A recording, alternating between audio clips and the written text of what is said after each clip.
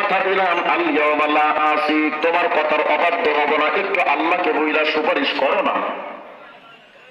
ইব্রাহিম পয়গম্বর এবার আল্লাহকে বললেন, আল্লাহ ইন্নাকা ওয়া'আদতানি আল্লাহ তুখজিয়ানি ইয়াওমা ইউবআসুন, আল্লাহ আপনি না বলছিলেন আমারে দুনিয়াতে কিয়ামতে আমারে অপমান করবেন না।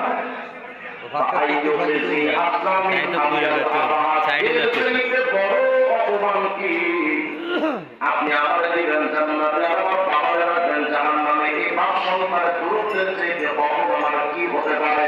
আল্লাহ বলবেন, ইব্রাহিম বাপের ব্যাপারে সুপারিশ করি আল্লাহ,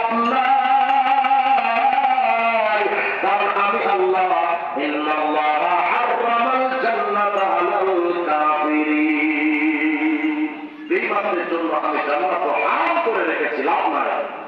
তবে ইব্রাহিম বাপের জন্য সুপারিশ করতে আসো,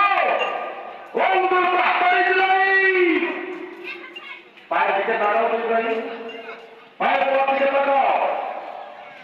ইব্রাহিম নবী পায়ের গোড়ার দিকে তাকায় দেখলেন চার পা বিশিষ্ট একটা পশু হয়ে ইব্রাহিমের পায়ের গোড়ায় পড়ে আছে। আল্লাহ বলেন, উলাইকা কাল আনআম, বেঈমানরা পশুর মতো। এ কথাটা আমার তারা আজ বুঝিয়ে শেষ করে দেবো।